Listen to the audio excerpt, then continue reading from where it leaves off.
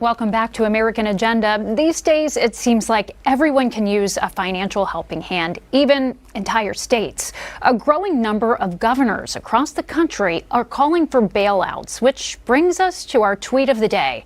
President Trump tweeted, "Why should the people and taxpayers of America be bailing out poorly run states like Illinois, for example, and cities in all cases Democrat-run and managed when most of the other states are not looking for bailout help? I am open to discussing anything, but just asking."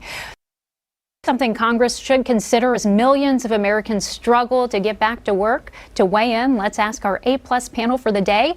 Host of Watchdog on Wall Street, Chris Markowski, and president of Walser Wealth Management, Rebecca Walser. Rebecca, we'll begin with you. Should Congress consider bailing out struggling states?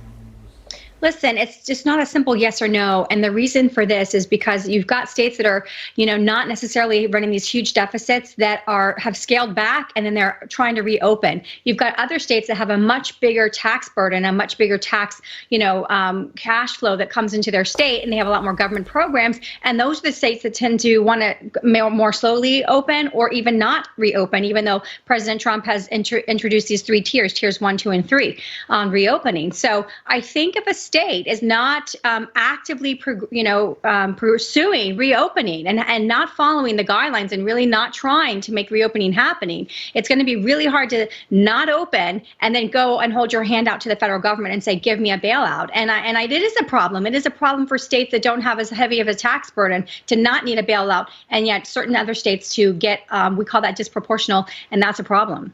Yeah, Chris, I think you and I would agree with what Rebecca is saying. I guess what I wonder, especially when you look like a place like New York, how do you keep it from getting political? How do you set the guidelines so that if the federal government does give some money, it's going to be perceived as fair? It's interesting how you're going to have to structure something like that with strings attached, saying if we're going to give this money, it has to go to this or it has to go to that. As we all know, sometimes bankruptcies can be an opportunity to restructure issues that you might have. Take a look at New York State right now and how many people can't even get unemployment because they're running a computer system back to the 1950s. Why are they doing that? Well, because the system they currently have needs a lot of state employees, and we can't lay them off. So, Chris, are you supporting like what Mitch McConnell was suggesting, is some of these states should go bankrupt? I don't have a problem with it if you can restructure and come out on the other side. Listen, I live on Long Island. But okay, let me play devil's advocate here. Sorry, I put my hands in front of you. It's okay. That restructuring may mean cutting your costs by not paying pensions to firefighters and teachers and that sort of thing. Do you want that to be the consequence? Well, slowly but surely, some of these pensions have changed to some degree where the actual employees are actually picking up a little bit more. No, I do think that the pensions that are promises that were made are going to have to be met. But the issue is you're going to have to make cuts somewhere. And the overall payroll for the state of New York is insane. Every other building in Albany, New York, I grew up there, is a state office building. Who knows what's going on there? What I do know is there's a mass exodus out of this state. Every weekend here on Long Island, well, back before there was a crisis, there'd be something happen at some convention center where move to Florida, move to Texas. That has to stop. It really does. You're losing all of your best customers. Rebecca, let's talk about the markets. Are you encouraged with how the markets are responding now that states are beginning to reopen?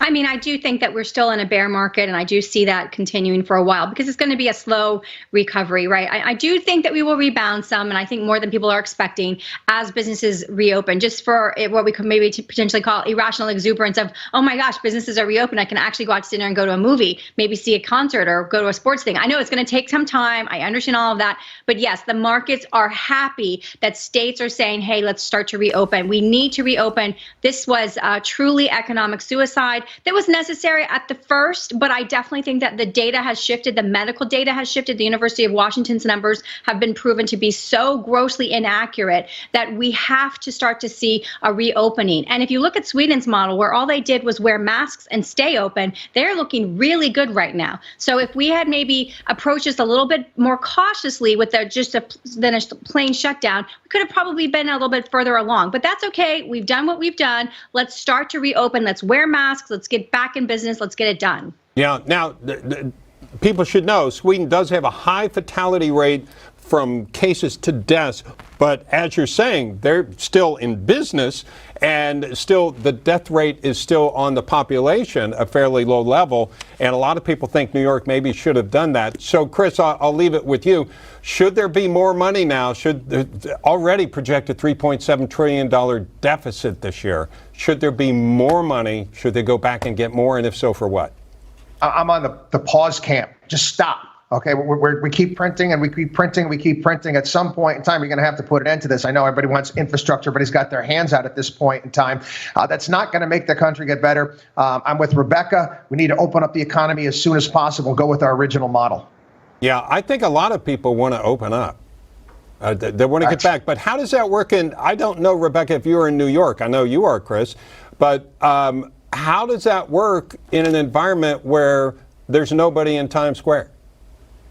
Yeah, that's exactly the problem, right? We got to get people to travel. So I go to New York probably once a month. I went to NYU Law there, and so it's like a second home to me. But I've been stuck in my home base of Florida. I'm a tax lawyer, so as you know, I run a wealth management practice from Florida. So I get a lot of Chris's clients that come down. There you go. But we got to get back up there. I would love to be back in the studio in New York. I mean, let's get this happening. I mean, come on. Let's start to look at the data and say, look, wow, this isn't exactly right.